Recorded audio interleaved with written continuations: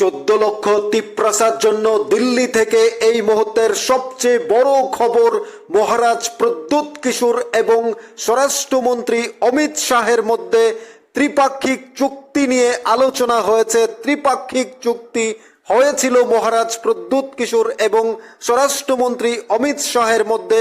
সেই চুক্তি সম্পূর্ণ করা, দাবি পূরণ করা নিয়ে গতকাল আলোচনা হয়েছে দিল্লিতে। মহারাজ প্রদ্যুৎ কিশোর ইঙ্গিতপূর্ণ মন্তব্য করেছেন সোশ্যাল মিডিয়ায়, আপনারা স্ক্রিনে দেখতে পাচ্ছেন। মহারাজ প্রদ্যুৎ কিশোর গতকাল দিল্লি থেকে জানিয়েছেন মাননীয় স্বরাষ্ট্রমন্ত্রী অমিত শাহ এবং মহারাজ প্রদ্যুতের মধ্যে আলোচনা হয়েছে ত্রিপাক্ষিক চুক্তি সম্পূর্ণ করা, যেটা লিখিত আকারে অ্যাকোয়ার্ড সাইন্ড হয়েছিল। সেই চুক্তি, সেই দাবি এবার পূরণ হতে যাচ্ছে। তিপ্রাসার জন্য সবচেয়ে বড় খবর দিল্লি থেকে মহারাজ প্রদ্যুৎ কিশোর তার আগে তিপ্রাসার গুরুত্বপূর্ণ নেতা নেত্রীদের সঙ্গে কথা বলেছিলেন। দিল্লি যাওয়ার আগে নর্থ ইস্টের বিভিন্ন কর্মীদের সাথে কথা বলেছিলেন। তারপর মহারাজ প্রদ্যুৎ কিশোর দিল্লিতে পৌঁছে যান। সেখানে স্বরাষ্ট্রমন্ত্রী অমিত শাহের সঙ্গে মিটিংয়ে বসেন, আলোচনা করেন। সেই আলোচনায় ত্রিপাক্ষিক চুক্তি, যেখানে land rights, political development, economics, power, অর্থাৎ পলিটিক্যাল পাওয়ার, ল্যান্ড রাইটস, জমির বিষয়গুলো, রাজনৈতিক ক্ষমতা এবং তাদের history, culture, development, direct funding, সমস্ত বিষয়গুলো সেগুলো রয়েছে। তাদের যে রিয়েল ডিমান্ড ছিল গ্রেটার ত্রিপুরাল্যান্ড, তার মধ্যে উল্লেখিত ছিল। এবার সেই দাবিগুলো পূরণ করার জন্য, যেটা মার্চে তিপ্রামথা এবং বিজেপি সরকারের মধ্যে আলোচনা হয়েছিল, দিল্লিতে চুক্তি সম্পূর্ণ হয়েছিল, অ্যাকোয়ার্ড সাইন্ড হয়েছিল, সেই চুক্তি, ত্রিপাক্ষিক চুক্তি এবার সম্পূর্ণ হতে যাচ্ছে।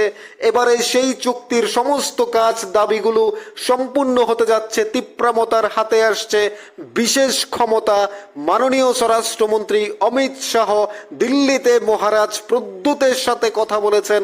মহারাজ প্রদ্যুৎ কিশোর সোশ্যাল মিডিয়ায় জানিয়েছেন, সেই বক্তব্য আমরা ইতিমধ্যে প্রত্যেকে দেখছি স্ক্রিনে।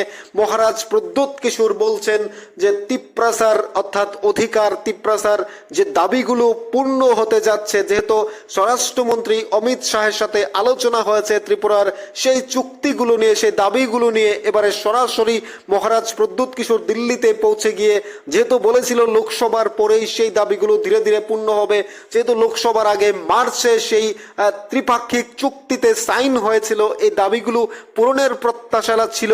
অর্থাৎ 6 মাসের মধ্যে ইমপ্লিমেন্ট হওয়ার কথা ছিল। Economics, development, direct funding, land rights, political পাওয়ার, অর্থাৎ ডেভেলপমেন্ট, এডিসির সমস্ত বিষয়গুলো সেই চুক্তির মধ্যে ছিল, সেই ত্রিপাক্ষিক চুক্তি।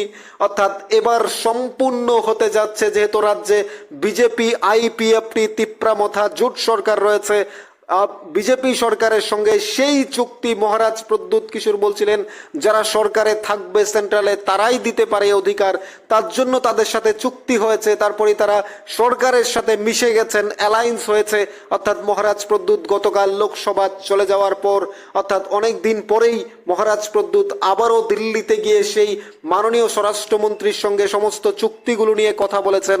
অর্থাৎ সেই চুক্তি সম্পূর্ণ হতে যাচ্ছে। এবার তিপ্রামথার দাবিগুলো, তাদের পলিটিক্যাল রাইটস, ইকোনমিক্স, ডেভেলপমেন্ট, তাদের ল্যান্ড রাইটস, তাদের history, culture, direct funding, adhesive development, সর্বোপরি সমস্ত বিষয়গুলো, সমস্ত চুক্তিগুলো, পাহাড়ের খাদ্য, বস্ত্র, পানীয় জল, স্বাস্থ্য, শিক্ষা, রাস্তাঘাট সবকিছু এবার উন্নত হবে অতি দ্রুত গতিতে। যদি এই দাবিটা খুব দ্রুত পূরণ হয় তাদের, এটাই প্রত্যাশা করছে রাজ্যের জনগণ। অর্থাৎ আমরা এইটুকু বলতে পারি, মহারাজ প্রদ্যুৎ যে কথা দিয়ে কথা রাখেন, মহারাজ প্রদ্যুৎ যে তিপ্রাসার জন্য কাজ করতে চান, তিপ্রাসার অধিকার আদায়ের জন্যই যে বিজেপির সাথে অ্যালায়েন্স করেছে, ত্রিপাক্ষিক চুক্তি করেছে, সেই বিষয়ে কোনো সন্দেহ নেই। মহারাজ প্রদ্যুৎ যে কাজ করার জন্যই মাঠে নেমেছেন। তিনি বলেছিলেন কয়েকটি কথা, যে আমি মৃত্যুর আগে তিপ্রাসাদের কিছু দিয়ে যাব। অর্থাৎ সেই কথা, সেই কাজ তিনি অক্ষরে অক্ষরে পালন করছেন।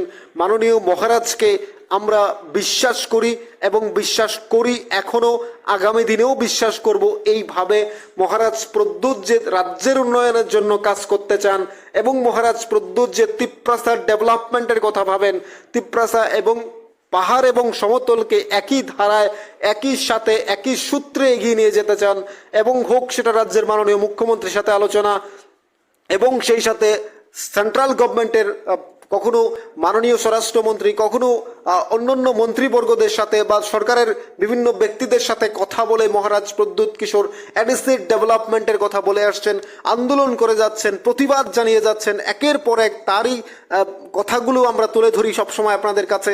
অর্থাৎ অবশেষে মহারাজ প্রদ্যুৎ গতকাল দিল্লি থেকে যে বার্তা দিয়েছেন, তিনি বলেছেন যে স্বরাষ্ট্রমন্ত্রী অমিত শাহের সাথে আলোচনা হয়েছে, কথা হয়েছে এডিসির ডেভেলপমেন্টের বিষয়ে এবং ত্রিপাক্ষিক চুক্তির বিষয়ে ইঙ্গিতপূর্ণ মন্তব্যে বক্তব্যে এটাই প্রমাণিত হচ্ছে যে আগামী দিনে তিপ্রাসারা তারা তাদের অধিকারগুলো সরাসরি পাচ্ছে এবং চুক্তির যে দাবি ছিল সেটা সম্পূর্ণ হচ্ছে। তিপ্রাসারা যে কথা বলেছিল 6 মাসের মধ্যে ইমপ্লিমেন্ট হবে তাদের অধিকারগুলো, তাদের রাইটসগুলো, অর্থাৎ অবশেষে তারা হাতে পাচ্ছে এবং তাদের এডিসিকে ধীরে ধীরে ডেভেলপমেন্ট করার সুযোগ রয়েছে এবং অতি দ্রুত গতিতে তিপ্রাসারা তাদের সমস্ত অধিকার পাবে এবং তারা এগিয়ে যাবে দুর্বার গতিতে। আমরাও চাই যে দেশের স্বরাষ্ট্রমন্ত্রী মাননীয় অমিত শাহ এবং মহারাজ প্রদ্যুৎ কিশোর, আমাদের প্রত্যেকের সুপরিচিত, আমাদের বিশ্বস্ত, আমাদের মহারাজ প্রদ্যুৎ কিশোর যার শরীরে রাজ রক্ত বইছে, যার পূর্ব শরীরে আমাদের রাজ্যে রাজ করতেন, আমাদের রাজ্য চালাতেন, সেই রাজ পরিবারের সুযোগ্য সন্তান, উচ্চশিক্ষিত দায়িত্বশীল মহারাজ প্রদ্যুৎ কিশোর দেববর্মন, তার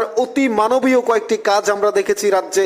অর্থাৎ যেভাবে তিনি আমরণ অন্বেষণ করেছেন, যেভাবে তিনি মণিপুরের যে দুর্ঘটনা হয়েছিল সেখান থেকে আমাদের রাজ্যের ছেলে মেয়েগুলোকে ফ্লাইটের সরকারের সাথে সহায়তা করে তিনি পার্সোনালি নিয়ে আসার যে পরিকল্পনা এবং তিনি এনে দেখিয়েছেন, এবং বিভিন্ন সময় আমরা দেখেছি রাজ্যের গরিব অংশের মানুষের কিংবা বিশেষভাবে সাহায্য করার জন্য প্রতিটি মানুষের সাথে প্রতিটি মানুষকে কিভাবে হাত বাড়িয়ে দিয়েছেন সেটা আমরা দেখেছি। অর্থাৎ তারই এক একটা গুরুত্বপূর্ণ কাজেই তাকে মহান করে রাখছে, তার এই কাজগুলোই তাকে সবার কাছে সবার সামনে নিয়ে আসে সবসময়। অর্থাৎ মহারাজ প্রদ্যুৎ যে কথা দিয়ে কথা রাখেন তার উদাহরণ তিনি আরও একবার তার ইঙ্গিতপূর্ণ মন্তব্যে দিলেন। আপনাদের কি মনে হয় 14 লক্ষ ত্রিপুরার পাশাপাশি 40 লক্ষ ত্রিপুরাবাসী আপনারা কি মনে করছেন মহারাজ প্রদ্যুতের এই বক্তব্য? আপনারা জানাতে পারেন কমেন্টস বক্সে। থাকুন নিউজ ত্রিপুরা 1 চ্যানেলের সাথে, আপনি দেখার পাশাপাশি অন্যকে দেখার সুযোগ করে দেবেন। অবশ্যই চ্যানেলটি সাবস্ক্রাইব করে রাখুন পরবর্তী ভিডিও পাওয়ার জন্য।